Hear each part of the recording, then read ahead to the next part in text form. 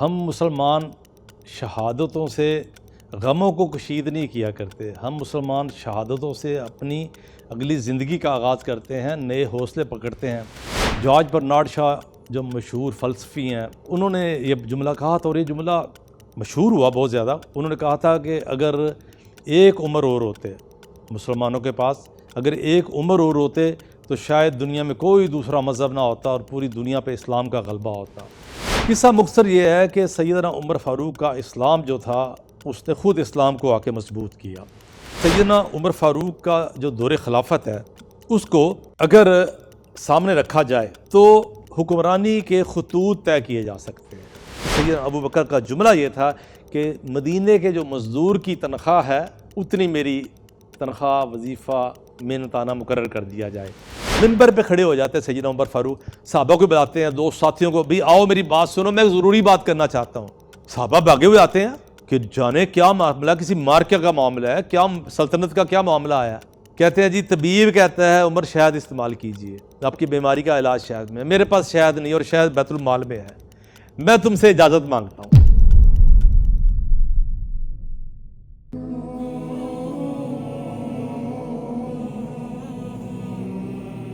بسم اللہ الرحمن الرحیم. ہر دن کے ساتھ کوئی نہ کوئی یاد جڑی ہوتی ہے. یکم محرم کے ساتھ جو ہماری یاد جڑی ہے اہل اسلام کی، وہ بڑی خوبصورت یاد، خوبصورت شخصیت کے ساتھ جڑی یاد ہے. اگرچہ یکم محرم ان کا یوم شہادت ہے، لیکن ہم مسلمان شہادتوں سے غموں کو کشید نہیں کیا کرتے. ہم مسلمان شہادتوں سے اپنی اگلی زندگی کا آغاز کرتے ہیں، نئے حوصلے پکڑتے ہیں. اور پھر شخصیت بھی جب سیدنا عمر فاروق رضی اللہ تعالی عنہ جیسی ہو کہ جن کے نقوشہ قدم اور ان کی روشن یادیں اور ان کی باتیں اور ان کے فیصلے، ان کے واقعات آج 1500 سال بعد بھی امت کے لیے ہی نہیں پوری کائنات اور پوری انسانیت کے لیے گویا روشنی کا مینار ہے. جارج برنارڈ شاہ جو مشہور فلسفی ہیں، برطانوی فلسفی ہیں، انہوں نے یہ جملہ کہا تھا اور یہ جملہ مشہور ہوا بہت زیادہ. انہوں نے کہا تھا کہ اگر ایک عمر اور ہوتے مسلمانوں کے پاس، اگر ایک عمر اور ہوتے تو شاید دنیا میں کوئی دوسرا مذہب نہ ہوتا اور پوری دنیا پہ اسلام کا غلبہ ہوتا. اب سیدنا عمر اتنی عبقری شخصیت تھے کہ ان کے بارے میں یہ جو جملہ بولا گیا یہ کوئی ایسا بے سبب نہیں تھا. میں ایک بات کہا کرتا ہوں کہ دنیا میں سب سے بڑے نفسیات دان اگر کوئی ہوئے ہیں تو ہمارے نبی کریم صلی اللہ علیہ وسلم. اب جب اسلام کمزور تھا، مکہ میں مسلمان کمزوری کی حالت میں تھے اور مکہ والے ان کے اوپر ظلم کرتے تھے، ان کے اوپر تشدد کرتے تھے، ان کی جان و مال محفوظ نہیں تھی، ان کو عبادت کا موقع نہیں ملتا تھا، نماز روزہ نہیں کر سکتے تھے. اس دور میں رسول مکرم صلی اللہ علیہ وسلم دو شخصیات کے بارے میں دعا کیا کرتے تھے کہ اللہ اسلام کو ان کے ذریعے مضبوط کر دے. یعنی کہ طاقت ان کے ساتھ، طاقت کا تصور ان کے ساتھ اٹیچ تھا ان کے ساتھ. تو ان میں دو شخصیات میں ایک عمر بن حشام تھا جس کو آپ ابو جہل کے نام سے جانتے ہیں، دوسرے سیدنا عمر بن خطاب تھے. اللہ تعالیٰ کی مرضی تھی، اللہ تعالیٰ کی عطا تھی اور کوئی قبولیت کا لمحہ تھا کہ سیدنا عمر فاروق رضی اللہ تعالیٰ عنہ جو اسلام کے دشمنوں میں سے تھے وہ اسلام کے دوستوں میں ہو گئے، اسلام قبول کر لیا. اسلام قبول کرنے کے حوالے سے ایک سے زیادہ روایات ہیں، جن میں وہ مشہور روایت تو آپ سب جانتے ہی ہیں کہ ایک بار نبی کریم صلی اللہ علیہ وسلم پر غصہ آیا اور نکلے آپ کو نقصان پہنچانے کے ارادے سے. تو غصے میں چلے جا رہے ہیں تو ایک صاحب نے پوچھا کہ عمر کدھر جا رہے ہیں؟ انہوں نے کہا میں اس ارادے سے جا رہا ہوں. انہوں نے کہا جا کے پہلے اپنے گھر کی خبر تو لو. تو جب تجسس کیا کہ معاملہ کیا تو انہوں نے کہا آپ کی بہن اور آپ کے بہنوئی تو خود مسلمان ہو چکے ہوئے ہیں. تو پھر ان کے پاس تشریف لاتے ہیں اور اس کے بعد پہلے تو ان پر تشدد کرتے ہیں. تشدد کرنے کے بعد پھر ان سے پوچھتے ہیں جب دل نرم پڑتا ہے کہ کیا واقعہ پیش آیا آپ لوگوں کے ساتھ کہ آپ مسلمان ہو گئے. تو پھر جب وہاں پہ قرآن کریم سنتے ہیں تو پھر نبی کریم صلی اللہ علیہ وسلم کی خدمت میں جاتے ہیں اور خود جا کے اسلام قبول کر لیتے ہیں. اس کے علاوہ اور بھی 2-3 روایات ہیں کہ ان کے اسلام لانے کے کیا اسباب ہوئے. مثلا اس میں ایک بڑی مشہور روایت یہ بھی ہے کہ ایک بار کسی بت کے پاس گئے اور بت میں سے کوئی ایسی آواز آئی کہ جس نے ان کے دل پہ یہ اثر کیا کہ یہ بت تو کسی کام کے نہیں ہیں، تو اس سے بھی ان کے دل میں اسلام کی رغبت ہوئی۔ لیکن جب آپ نے اسلام قبول کر لیا تو گویا اسلام مضبوط ہو گیا، مسلمان مضبوط ہو گئے، اور جب اسلام قبول کیا تو رسول کریم صلی اللہ علیہ وسلم کو کہتے ہیں کہ میں تو اپنے اسلام کا جا کے اعلان کروں گا خانہ کعبہ کے اندر، اور پھر ایسا ہی ہوا، وہاں جا کے اعلان کیا اور اہل مکہ جو تھے ان کے اوپر پل پڑے اور ان کو اچھا خاصا زد و کوب کیا۔ قصہ مختصر یہ ہے کہ سیدنا عمر فاروق کا اسلام جو تھا اس نے خود اسلام کو آ کے مضبوط کیا۔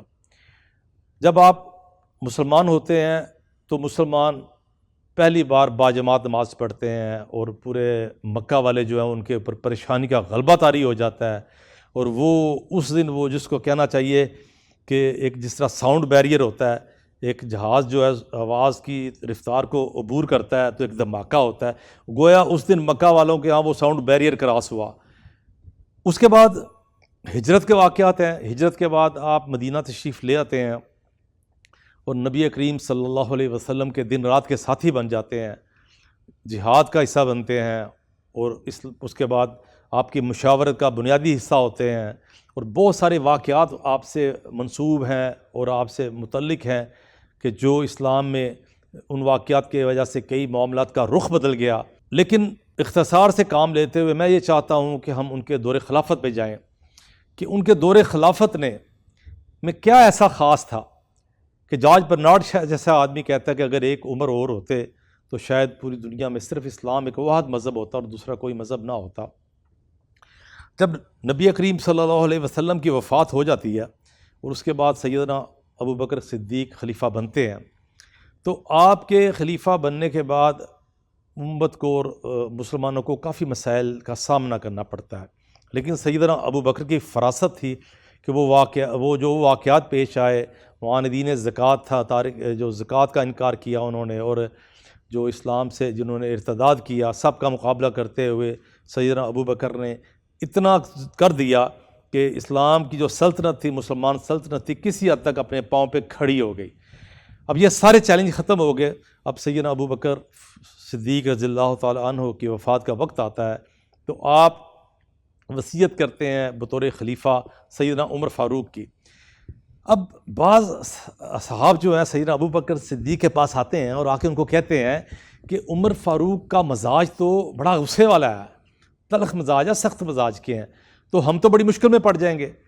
سیدنا ابو بکر کے فہم و فراست کے پہاڑ تھے۔ آپ نے بڑی دلچسپ بات کی، آپ نے کہا کہ جب خلافت کی ذمہ داریاں آپ کے اوپر پڑیں گی تو انشاءاللہ تعالی ان کا مزاج جو ہے اس میں ٹھہراؤ پیدا ہو جائے گا، توازن پیدا ہو جائے گا، اعتدال آ جائے گا۔ اور پھر ایسا ہوا، اور ایسے پھر عجیب و غریب واقعات پیش آئے کہ سیدنا عمر فاروق کا جو دور خلافت ہے اس کو اگر سامنے رکھا جائے تو حکمرانی کے خطوط طے کیے جا سکتے ہیں۔ آپ کے طرز حکمرانی کو اگر دیکھا جائے اور آپ نے جس معاملے میں جو فیصلے کیے ان کی بنیاد کے اوپر دسیوں کتابیں لکھی جا سکتی ہیں، سینکڑوں ہزاروں صفحات کے کتابیں لکھی جا سکتی ہیں، لیکچر دیے جا سکتے ہیں۔ بہت سے امور ایسے تھے جن سے دنیا اس سے پہلے آشنا نہ تھی۔ سیدنا عمر فاروق کے فیصلوں کے سبب وہ کانسیپٹ، وہ نظریات جو ہے لوگوں کے سامنے آئے، طرز حکمرانی دیا، دیانت کے ساتھ کس طرح حکمرانی کرنی ہے وہ سارا کچھ دیا، امت کو دیا، جو رہتی دنیا تک انسانیت کے لیے بھی ایک سرمایہ بن گیا۔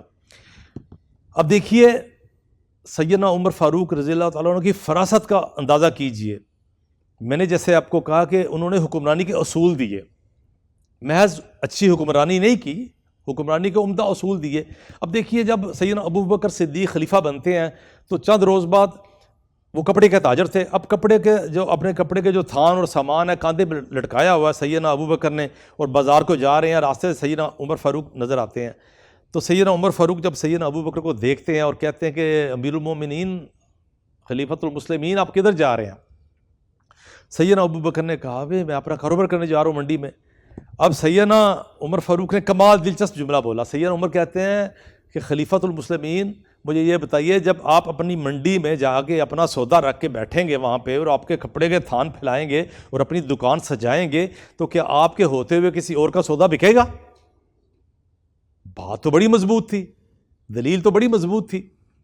کیوں کہ انسان کی فطرت ہے، اور ہم اپنے معاشرے میں بھی دیکھتے ہیں کہ کوئی مقام کے اعتبار سے، کوئی عہدے کے اعتبار سے، کوئی مال و دولت کے اعتبار سے، کوئی منصب کے اعتبار سے نمایاں آدمی، بڑا آدمی کسی مجلس میں آ کے بیٹھ جاتا ہے، سارے لوگ جو ہیں سب کو بھول جاتے ہیں اور سب کی نگاہیں اس طرف ہو جاتی ہیں. وہ گلی میں جا رہا ہوتا ہے، 4-6 بندے ویسے ساتھ چلنے لگ جاتے ہیں، بھاگ بھاگ کے آگے سلام کرتے ہیں. وہ کوئی دعوت کرتا ہے تو عام بندے کی دعوت پہ جائیں یا نہ جائیں، اس کی دعوت پہ سارے پہنچے ہوتے ہیں. تو یہ صورتحال ہوتی ہے کہ جو مرکزی بندہ ہوتا ہے، جو معاشرے کا بڑا آدمی ہوتا ہے، یہ صورتحال اس کے ساتھ پیش آتی ہے. اب سیدنا عمر فاروق رضی اللہ تعالیٰ عنہ نے جب فرمایا کہ حضرت آپ کے ہوتے ہوئے سودا کس کا بکے گا، تو سیدنا ابو بکر ٹھہر گئے، رک گئے وہاں پہ. اب جب ٹھہر گئے تو پھر سوچ میں پڑ گئے اور وہ کہتے ہیں عمر پھر اب بتاؤ مجھے کیا کرنا چاہیے. عمر نے کہا کہ آپ تو فی الحال گھر چلیں، ہم مشورہ کر کے بتاتے ہیں کہ آپ کو کیا کرنا چاہیے.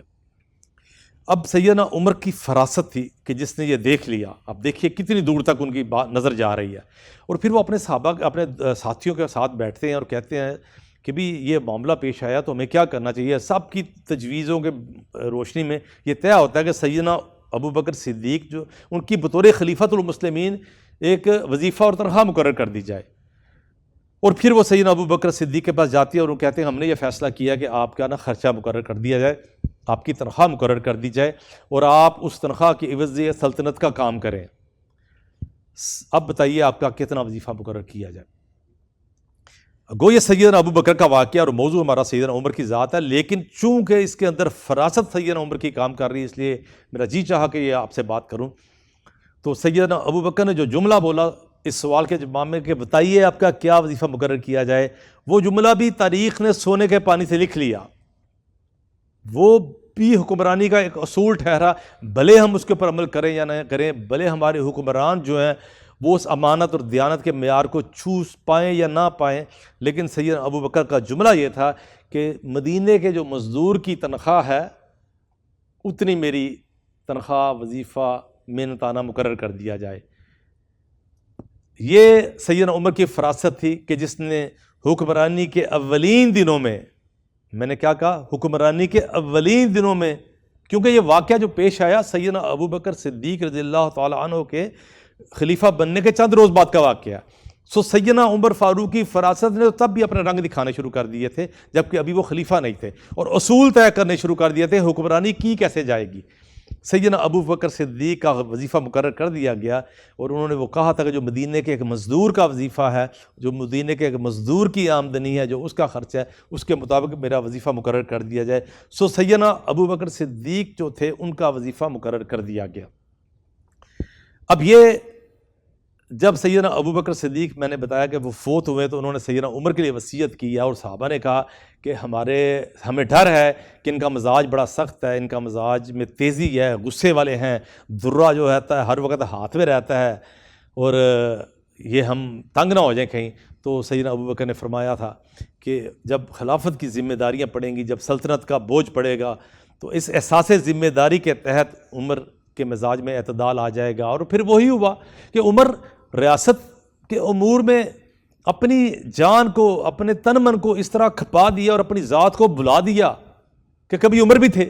وہ عمر جو متمول تھے، اچھے پیسے والے تھے، ان کا رنگ ڈنگ ہی بدل گیا، ان کا مزاج ہی بدل گیا. جن کا سرخ و سفید چہرہ تھا، اونچا لمبا قد تھا، جو 4 بندوں میں جاتے تھے نمایاں نظر آتے تھے، یہ عمر ہے. ان کا مزاج کے اندر یہ سادگی آ گئی کہ ایک دفعہ ایک غیر ملک کا سفیر آیا اور اس نے آ کے مسجد نبوی میں چاہا کہ خلیفۃ المسلمین کو ملا جائے، امیر المومنین کو ملا جائے. یہاں رکتے ہوئے یہ بات بھی بتا دوں کہ لفظ امیر المومنین سیدنا عمر فاروق رضی اللہ تعالیٰ عنہ نے پہلی دفعہ اپنے لیے یہ اختیار کیا تھا کہ سیدنا عمر فاروق پہلے وہ خلیفہ تھے جن کو امیر المومنین کا لفظ جن کے لیے بلایا گیا. تو اس نے آگے کہا جی آپ کے امیر المومنین کا سادگی کا یہ عالم ہو گیا، رنگ ڈنگ یوں بدلے کہ کسی نے کہا کہ کسی گلی میں کسی کونے میں ڈھونڈ لو جا کے، کسی سائے تلے آرام کر رہے ہوں کیونکہ دوپہر کا وقت ہے، ان کو گھر میں کہاں آرام ہے.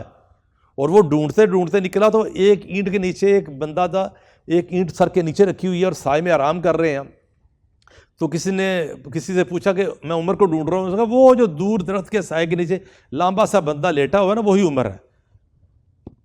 وہ حیران رہ گیا. اور پھر جب رمضان جو آیا، جب مفتو ہو کے گرفتار ہو کے آیا، جب اس نے بھی آ کے جب دیکھا مسجد نبی میں آپ کا انداز دیکھا تو وہ بھی حیران رہ گیا۔ تو یہ اس طرح کی سادگی اختیار کی اور اس طرح کا اپنی ذات کو ختم کر دیا کہ واقع بندے کے اندر حیرت ہوتی ہے۔ پھر اب بات سادگی کی طرف چل نکلی ہے تو بطور خلیفہ عالم یہ تھا کہ 12 اور 14 پیوند ان کے کپڑوں کے اوپر لگے ہوتے تھے۔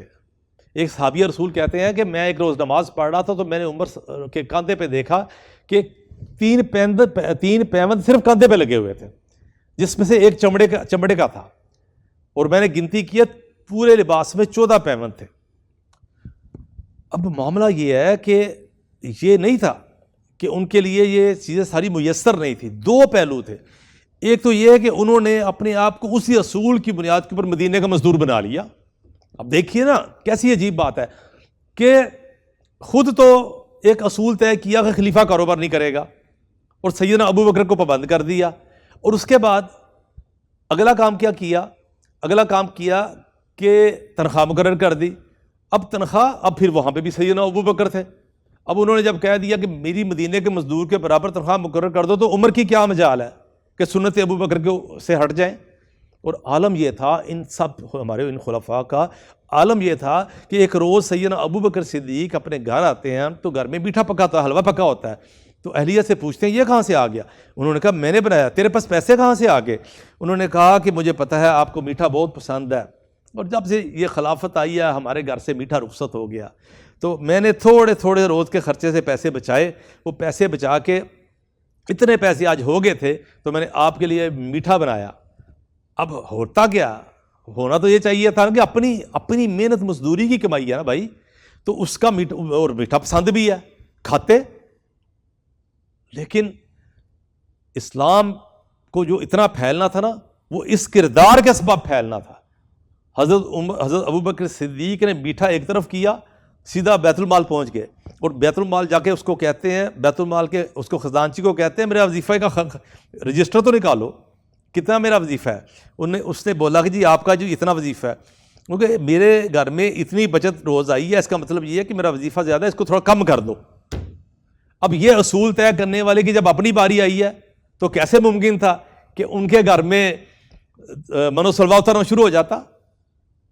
ان کے گھر میں بھی پھر سوکھی روٹیاں تھیں، ان کے گھر میں بھی پھر یہی عالم تھا کہ ایک روز مدینے میں جب قحط پڑتا ہے تو سیدنا عمر فاروق رضی اللہ تعالی عنہ کا یہ عالم تھا کہ ان کا سرخ و سفید چہرہ تھا، اور ان کے جو غلام تھے سیدنا اسلم بیان کرتے ہیں کہ خلیفت امیر المومنین کی کیفیت یہ ہو گئی تھی کہ ان کی کھال کا یہ عالم تھا جیسے خشک چمڑا، یعنی کہ یوں سمجھے نا کہ خوراک کی پانی کی کمی کے ساتھ خشکی غالب آ گئی تھی۔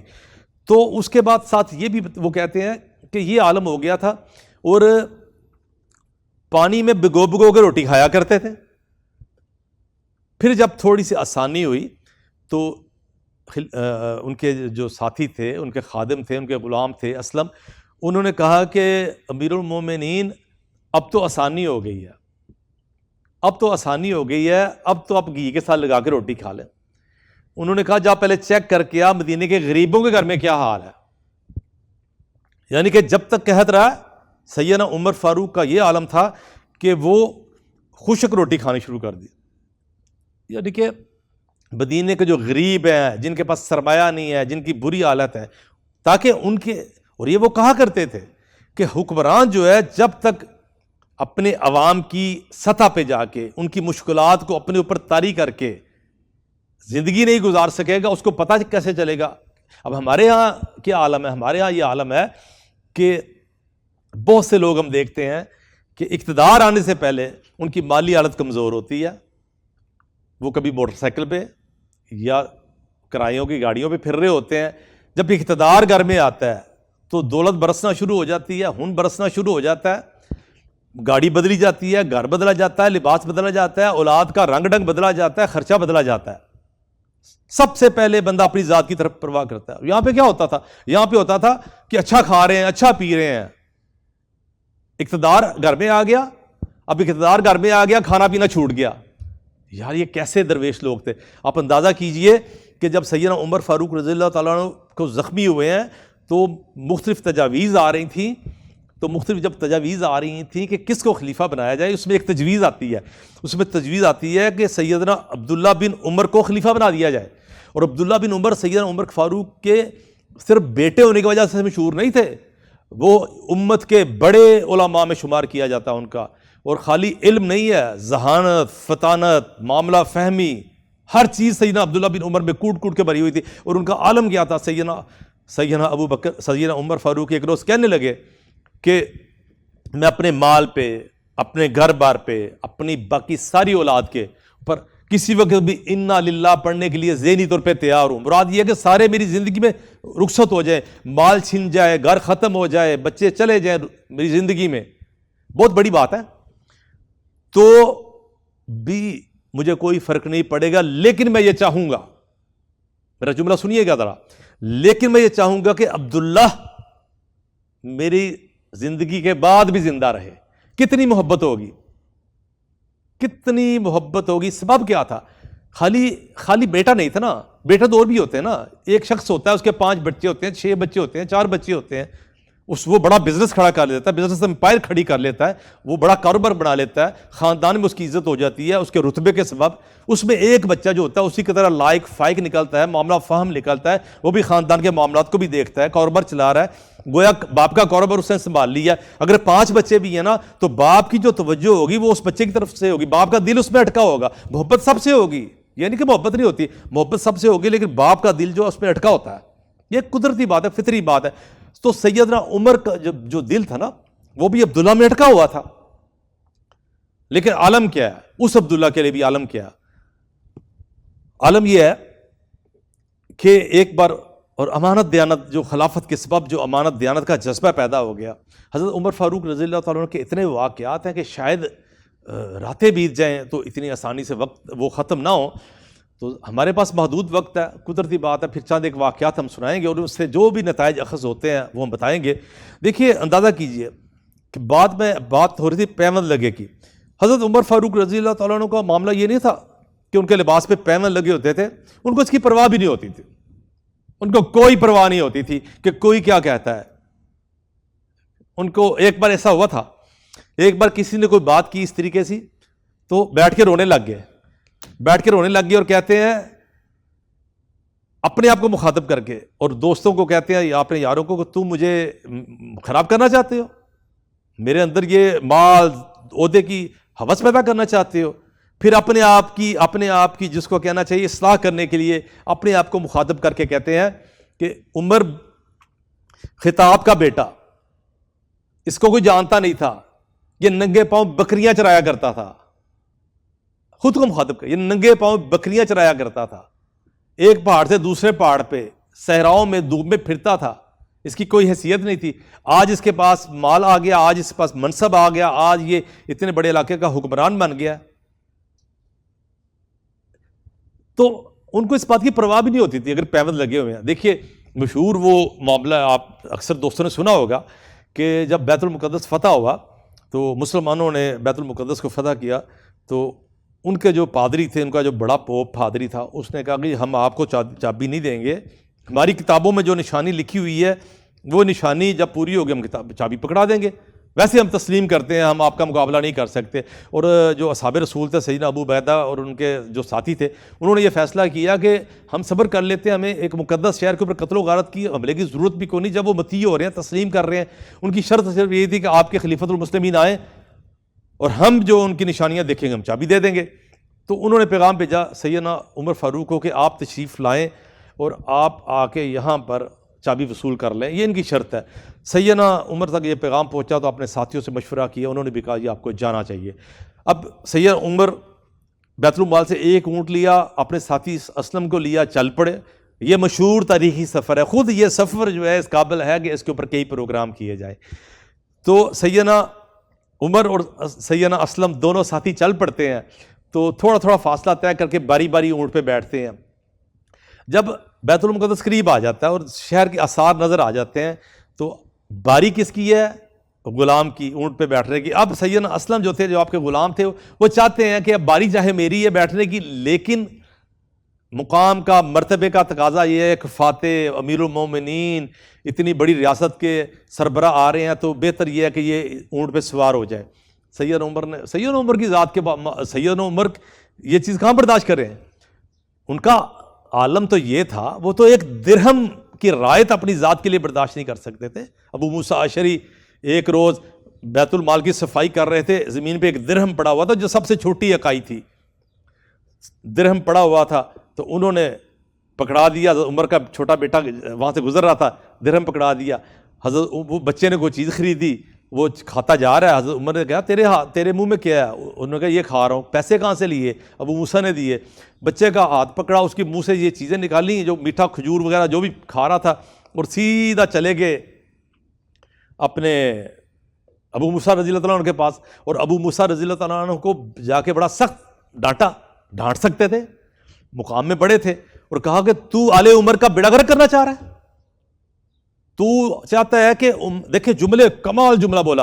ابو موسیٰ کو مخاطب کر کے کہتے ہیں کیا تو یہ چاہتا ہے کہ امت محمدیہ کا سب سے عام فرد جو ہے وہ بھی آ کے میرا گریبان پکڑ لے روزے قیامت کہ آل عمر کے ایک بچے کے لیے ایک درہم کی رعایت کی گئی تھی؟ وہ یہ رعایت کیسے قبول کر لیتے کہ جب بیت المقدس نظر آ رہا ہے تو اسلم کی باری اور وہ سوار ہو جائیں؟ اسلم اپنی باری پہ وہ پیدل چل رہے ہیں، اسلم سوار ہے. اور پھر وہاں جب پہنچے ہیں تو اپنے جو ساتھی تھے انہوں نے کہا کہ دیکھیے امت کا معاملہ ہے، روب کا معاملہ ہے، امت کے روب کی ایک اپنی اہمیت ہے. ہم یہ کہتے کہ آپ یہ لباس مستقل اختیار کریں، لیکن کفار کے اوپر روب کے لیے آپ یہ ریشمی اور سفید لباس پہن لیجئے، تو تاکہ یہ یوں سمجھ لیں یہ پروٹوکول کا معاملہ، اسٹیٹ کے پروٹوکول کا معاملہ ہے. تو سیدنا عمر نے سارے صحابی، وہ صحابی بھی مطلب کوئی عام صحابہ تو نہیں تھے نا، وہ عشرہ مبشرہ صحابہ تھے. ابو عبیدہ بن جراح خود جن کا ایک اتنا بڑا مقام تھا کہ جو بعد میں خلیفہ کے لیے ان کے تجویز پیش ہوئی، اتنا بڑا مقام تھا ان کا. تو جب سیدنا ابو عبیدہ نے بہت زیادہ اصرار کیا تو آپ نے وہ لباس پہن لیا. سیدنا عمر نے جب وہ لباس پہن لیا اور چلنا شروع کیا تو سیدنا عمر فاروق رضی اللہ تعالیٰ عنہ کی طبیعت کے اوپر بوجھ پڑنا شروع ہو گیا، وہ تنگ ہونا شروع ہو گئے. ہم دیکھیں نا، میں آپ کو بتاتا ہوں، یہ میں نے کپڑے پہنے ہوئے نا اور آپ دیکھ رہے ہیں، آپ یہ پروگرام دیکھ رہے ہیں، زیادہ امکان ہے کہ آپ بیڈ پہ بیٹھے ہوں گے، فوم والے صوفے پہ بیٹھے ہوں گے. اس بات کا امکان ہے کہ آپ صوفے پہ بیٹھے ہوں گے، وہ نرم ملائم صوفہ، میں بھی کرسی پہ بیٹھا ہوں. ہم یہاں پہ پھٹے پہ بیٹھے ہو نا، ہم سے 5 منٹ بعد ہم نا پہلو بدلنا شروع کر دیں گے، ہم سے مشکل ہو جائے گی. کیوں؟ ہم نرمیوں کے عادی ہیں، ہم آسائشوں کے عادی ہیں، ہم اے سی کے عادی ہیں. یہاں گرمی ہو جائے اور پھٹا لگ جائے ہماری طبیعت خراب ہو جاتی ہے. وہاں پہ کیا معاملہ تھا؟ وہ لوگ انہوں نے اپنی ذات کو ختم کر دیا تھا، ان کو اس لباس میں الجھن ہونا شروع ہو گئی، ان کے نفس کے اوپر وہ لباس بوجھ بننا شروع ہو گیا. تھوڑا سا تو چلے ہیں، اس کے بعد کہتے ہیں ابو عبیدہ بھی میری بس ہو گئی، اور لباس اتار کے وہ والا اور اپنے وہی 14 اور 12 پیوند والے سادہ موٹے اونی لباس میں آگے، سوتی لباس میں آگے. اس میں جب گئے ہیں تو انہوں نے کہا یہی ہماری نشانی تھی کہ یہ پیوند لگا امیر المومنین آئے گا اور تب ہم اس کو چابی دیں گے. دیکھیے اللہ کی مشیت بھی دیکھیے. تو مراد یہ ہے کہ یہ میں جب بات یہ کر رہا تھا کہ سیدنا عمر جب پیوند لگے لباس پہنتے تھے تو ان کو اس کی پرواہ بھی نہیں ہوتی تھی. اور بارہا یہ ہوا کہ لوگوں نے چاہا کہ اس طرح کریں. میں بتاتا ہوں آپ کو، مجھے بات یاد آ گئی. ایک بار اس طرح ہوا کہ جب سلطنت وسیع ہو گئی، دوسرے ملکوں سے وفود آنا شروع ہو گئے کہ اس لیے کہ اب مسلمان یا ریاست مدینہ جو تھی اب سپر پاور بن رہی تھے نا جی. ایرانی تو مارے گئے، اب رومیوں کی بھی جو عرب علاقے تھے، شام، لبنان، جو یہ آپ کا موجودہ اسرائیل، یہ سارے مفتو ہو چکے تھے. مصر بھی آ چکا ہوا تھا. اس کے بعد رومی اپنے عرب علاقوں سے نکل کے اپنی سلطنت اپنے علاقے میں واپس جا چکے تھے. اب سلطنت اتنی بڑی وسیع ہو گئی تھی کہ مختلف جگہ سے اب وفود آتے تھے. اب صحابہ کرام جو تھے نا وہ دیکھتے تھے کہ جو سفیر آ رہا ہے اس کا لباس تو بہت شاندار ہے، اس کا وہ سفیر ہے، بادشاہ نہیں ہے. ابھی بادشاہوں کی تو کیا ہی بات تھی نا. سفیروں کا لباس جو تھے نا وہ اتنے شاندار، زرق برق، اور اس کے اوپر کام ہوا تلے کا اور جناب ریشمی اور جو بھی سارا کچھ ہوتا تھا. اب وہ جب دیکھتے تھے صحابہ کرام کے سیدنا عمر جو ہے وہ پیوند لگے لباس پہن کے بیٹھے ہوتے ہیں تو ان کو جو نا تھوڑی سی ایک نا جس کو کہتے ہیں وہ الجھن ہوتی تھی، پریشان ہوتے تھے اور وہ ایسے محسوس کرتے تھے، ایسا فیل کرتے تھے جیسے یار ہم تھوڑا سا نیچے ہیں. سیدنا عمر کے جس کو جیسے میں نے آپ کو پہلے بتایا کہ وہ تو عزت کی واحد سبب سمجھتے تھے اسلام، کہ ہم اسلام سے معزز ہوئے، اسلام نے ہمیں عزت دی۔ اب جناب صحابہ کرام بیٹھے ہوئے ہیں کہ یار کس طرح ہو سیدنا عمر کو منوا لیا جائے، کہ جب یہ وفود آئے دوسرے سلطنتوں کے، دوسرے سرداروں کے، تو تب آپ لباس بدل لیا کریں۔ اب لیکن جرت کسی کو نہیں ہو رہی، ہمت کسی کو نہیں ہو رہی۔ پھر تھوڑے سے نا جو نسبتاً بڑے اور کبار اور سینئر صحابہ تھے نا، ان کے پاس جاتے ہیں، وہ سیدنا زبیر بیٹھے ہیں، سیدنا طلحہ بیٹھے ہیں، سیدنا عثمان بیٹھے ہیں، سیدنا علی بیٹھے ہیں، ان کے پاس جاتے ہیں چاروں کے پاس، جی آپ جا کے بات کریں سیدنا عمر سے کہ جب یہ وفد وغیرہ آیا کرے نا تو آپ نا اپنا لباس تھوڑا سا نا یہ والا اوپر کچھ یہ پہن لیا کریں۔ اچھا سیدنا سب کہتے ہیں بھی ہمارے اندر جرت نہیں ہے، تو سیدنا علی کو وہ جرت رکھتے ہیں، تھوڑی سی ہمت رکھتے ہیں، بات کر لیں۔ سیدنا علی رضی اللہ تعالیٰ عنہ کا بڑا مقام تھا، اور آپ سیدنا علی کا یعنی کہ یوں جانیے کہ 3 مقام ان کو اکٹھے حاصل تھے۔ ایک تو یہ ہے کہ بالکل ابتدائی دور کا اسلام قبول کیا تھا، سابقون میں تھے۔ دوسرا یہ ہے کہ سیدنا عمر کے، سیدنا ابو بکر کے جو قریبی ترین مشیر تھے ان میں وہ شامل تھے۔ پھر سب سے ایک بڑا مقام یہ تھا کہ نبی صلی اللہ علیہ وسلم کے چچا زاد بھائی بھی تھے، مواخات کے بھائی بھی تھے، اور آپ کے داماد بھی تھے۔ تو انہوں نے کہا سیدنا علی کو کہیں۔ یقین کیجئے یہ اتنا بڑی ڈیمانڈ تھی، آپ اندازہ کریں، تصور کریں، تھوڑا سا میرے ساتھ چل کے تصور کریں کہ یہ کتنا بڑا تقاضا اور کتنی بڑی ڈیمانڈ تھی۔ ایک صرف کپڑے بدلنے کی ڈیمانڈ، یہ کپڑے ذرا پیمن لگے نہ پہنے، تھوڑی سی اپر کلاس کے کپڑے پہن لیں۔ کتنی بڑی ڈیمانڈ ہے کہ صحابہ کرام کی ضرورت نہیں ہو رہی، وہ بڑے صحابہ کے پاس جاتے ہیں، بڑے صحابہ کہتے ہیں سیدنا علی کو جو دماد رسول ہیں ان کی بھی ضرورت نہیں ہوتی، وہ کہتے ہیں ایسا کرو امہات المومنین میں سے کسی کو منواؤ۔ اب امہات المومنین سے کس کو منوایا جائے؟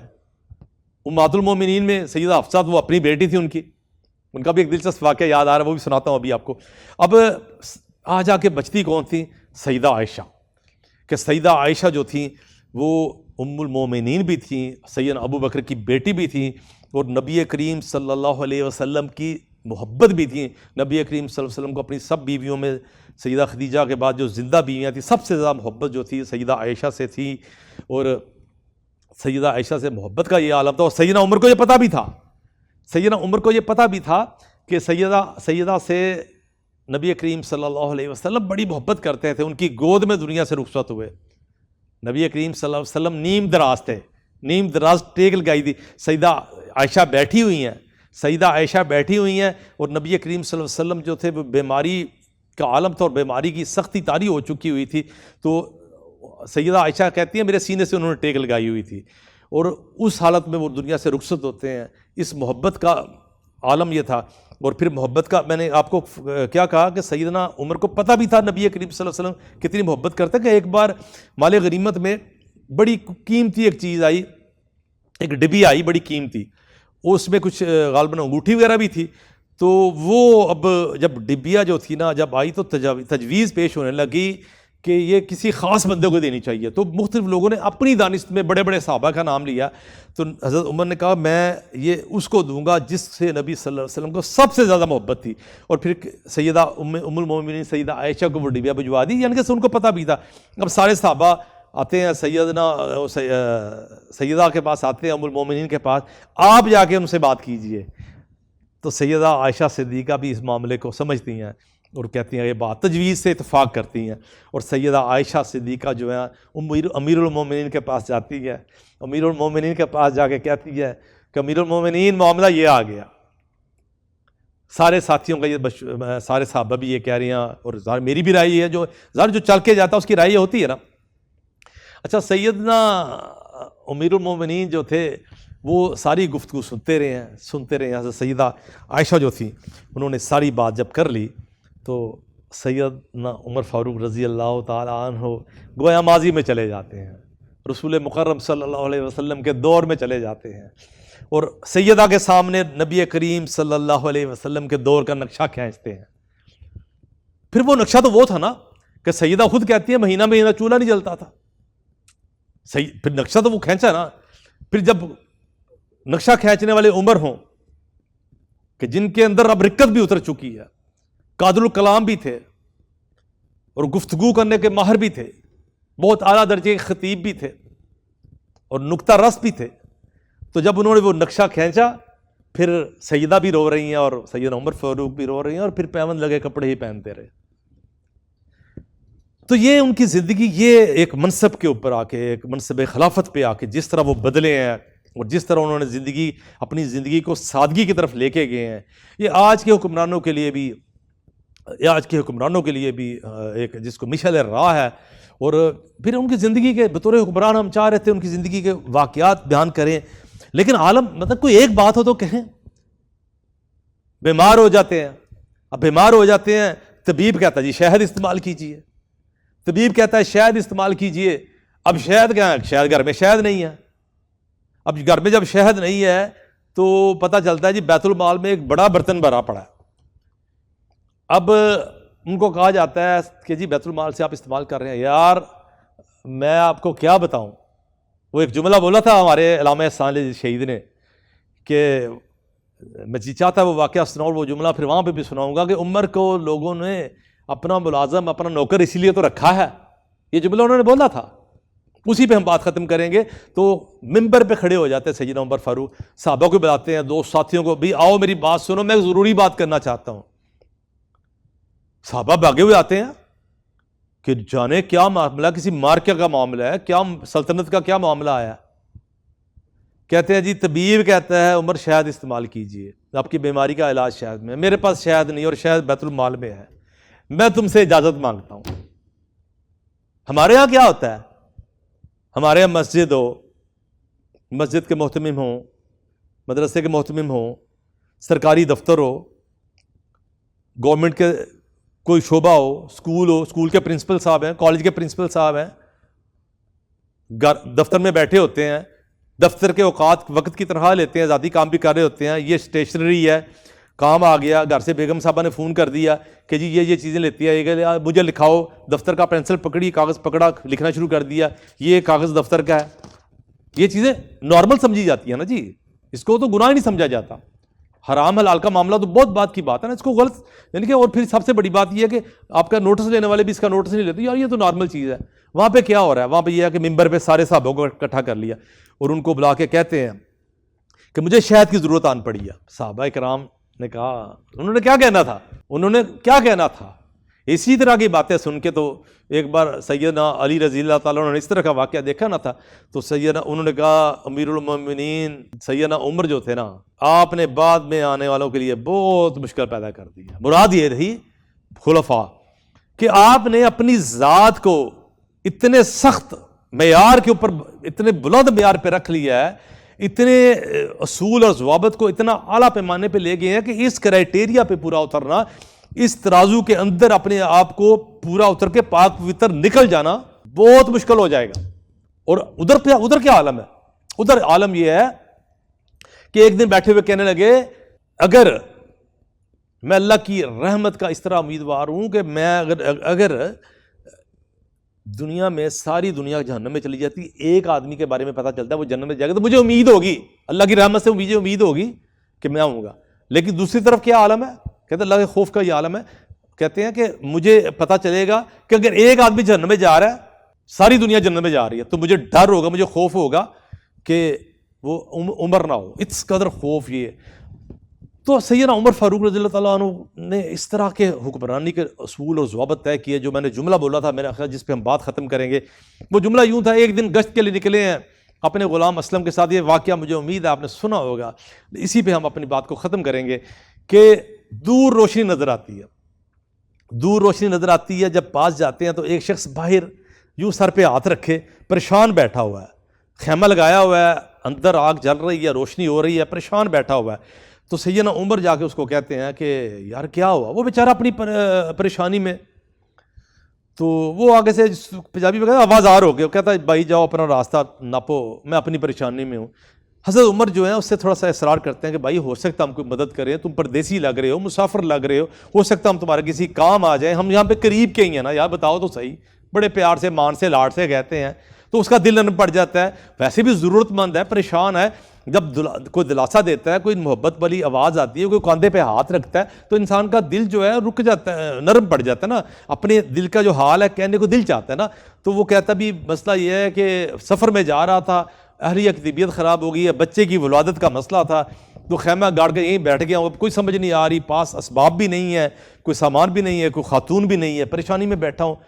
حضرت عمر کہتے ہیں ٹھہرو، یہیں پہ رکو، صبر کرو. گھر آتے ہیں اپنی اہلیہ جو ہے سیدہ ام کلثوم جو تھی ان کو کہتے ہیں کہ آؤ نیکی کمانے کا وقت آیا. اپنی اہلیہ کو ساتھ لیتے ہیں اور سامان جو ہے، سامان کا جو بورا ہے وہ اپنے کندھے پہ اٹھاتے ہیں. پاس سے غلام اسلم جو ہیں وہ کہتے ہیں کہ میں اٹھا لیتا ہوں، تو اس کو یہ کہتے ہیں کہ روزے قیامت بھی میرا بوجھ اٹھا لے گا، اور خود اپنے کاندھے پہ لے کے جاتے ہیں، اور کاندھے پر لے کے جاتے ہیں اور جا کے وہاں پر رکھتے ہیں، اور اپنی اہلیہ کو کہتے ہیں جا کے یہ مدد کرو خاتون کی. کچھ دیر گزرتی ہے، اللہ تعالیٰ رحمت کرتے ہیں، بچہ پیدا ہوتا ہے. اندر سے آواز آتی ہے، سیدنا عمر فاروق رضی اللہ تعالیٰ عنہ کی اہلیہ محترمہ کی اندر سے آواز آتی ہے کہ امیر المومنین، ساتھی کو، دوست کو خوشخبری سنائیے، اللہ نے بیٹا دیا. اب وہ جو شخص تھا وہ بڑے ریلیکس بیٹھا ہوا نا، بڑے آرام سے بیٹھا ہو کہ مدینے کا یا قریبی شہر کا جو مدینے کا ایک ساتھی آئے ہیں، 2-3 میری مدد کر رہے ہیں، اللہ نے مدد کے لیے بھیجا ہے، ساتھ خاتون لوگ کو لے کے آئے ہیں. اس کو نہیں پتا کہ امیر المومنین بیٹھے ہوئے ہیں. اور وہ جو ہے جب آواز سنتا ہے امیر المومنین اپنے ساتھی کو خوشخبری سنائیے کہ اللہ نے بیٹا دیا ہے، تو کہتے ہیں کہ اس کو بیٹے کی خبر بھول جاتی ہے، امیر المومنین کا سن کے ٹانگیں کانپنی شروع کر دیتا ہے، وہ کانپنے لگ جاتا ہے کہ یہ میں نے کیا گستاخی کر دی، میں کس طرح بات کی تھی، اور یہ میری خدمت کرنے کون آ گئے. اب جب اس کو گھبرائے ہوئے دیکھتے ہیں تو سیدنا عمر فاروق ایک تاریخی جملہ بولتے ہیں کہ یار گھبراتے کیوں ہو، عمر کو اللہ نے نوکر تم لوگوں کا اسی لیے تو بنایا ہوا ہے. اللہ تعالیٰ سے دعا ہے کہ روز قیامت، آخری بات کر کے ہم رخصت ہوں گے، کہ روز قیامت اللہ تعالیٰ ہمارا حشر سیدنا عمر فاروق رضی اللہ تعالیٰ عنہ کے ساتھ کر دے. اگر ہمارا یہ دعا قبول ہو جاتی، گویا ہم نے سب کچھ پا لیا. آمین یا رب العالمین.